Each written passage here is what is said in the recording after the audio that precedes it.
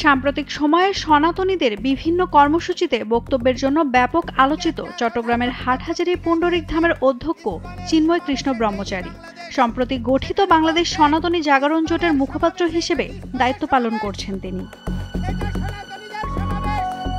25 November রাজধানীর শাহজালাল আন্তর্জাতিক বিমানবন্দর থেকে গ্রেফতারের পর আবারও আলোচনায় আসেন তিনি। এরপরে বিক্ষোভে ফেটে পড়েন তার অনুসারীরা। ডিবি কার্যালয়ের সামনেও উপস্থিত হন অনেকে। তবে বিভিন্ন সনাতনী সংগঠনের পক্ষ থেকে তার গ্রেফতারের নিন্দা জানিয়ে বিবৃতি দেওয়া হলেও নীরব রয়েছে আন্তর্জাতিক কৃষ্ণ ভাবনামৃত সংঘ বা international society for Krishna consciousness ISKCON Bangladesh. Chinmoy Krishna ISKCON নেতা হিসেবে পরিচিত হলেও কেন এই সংগঠন এখনো চুপ, সেই উত্তর খুঁজতে গিয়ে জানা গেল অভাবনীয় এক তথ্য। গত জুলাই মাসে সংগঠনের শৃঙ্খলা বিরোধী কার্যকলাপের কারণে চিন্ময় কৃষ্ণ সহ আরও কয়েকজনকে বহিষ্কার করা হয় ইসকন থেকে। শুধু চিন্ময় কৃষ্ণ নন, প্রবর্তক শ্রীকৃষ্ণ মন্দিরের অধ্যক্ষ লীলারাজ গৌরদাস ও সদস্য স্বতন্ত্র গৌরাঙ্গ দাসকে অব্যাহতি দেওয়া হয়েছে বলে জানান সংগঠনের সাধারণ সম্পাদক চারুচন্দ্র দাস ব্রহ্মচারী।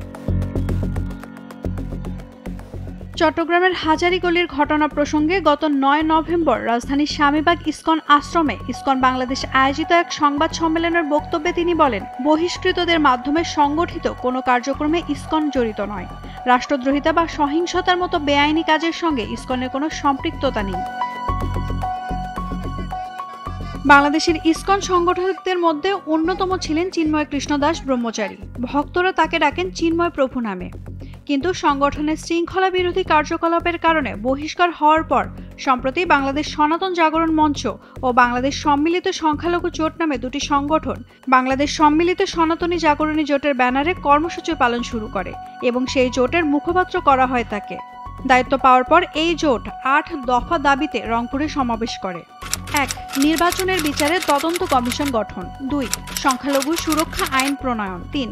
সংখ্যালঘু বিষয়ক মন্ত্রণালয় গঠন। 4. কল্যাণ ট্রাস্টকে ফাউন্ডেশন করা। দেবতার সম্পত্তি পুনরুদ্ধার ও সংরক্ষণ আইন।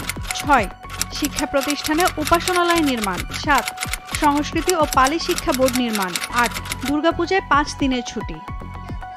এর আগে গত 25 অক্টোবর বাংলাদেশ সনাতন জাগরণ মঞ্চের উদ্যোগে লালদিঘির মাঠে আয়োজিত এক মহাসমাবেশ শেষে নিউ মার্কেট মোড়ে 0 পয়েন্টের স্তম্ভ ও আশেপাশের এলাকায় জাতীয় পতাকার ওপর ধর্মীয় গোষ্ঠী ইসকনের গেরুয়া রঙের ধর্মীয় পতাকা উত্তোলনের অভিযোগে চিন্ময় দাস সহ 19 জনের বিরুদ্ধে চট্টগ্রামে রাষ্ট্রদ্রোহের মামলা করেন মোহাম্মদ ফিরোজ খান নামে এক ব্যক্তি। নাওমিন নাসরিন, ডেইলি সান।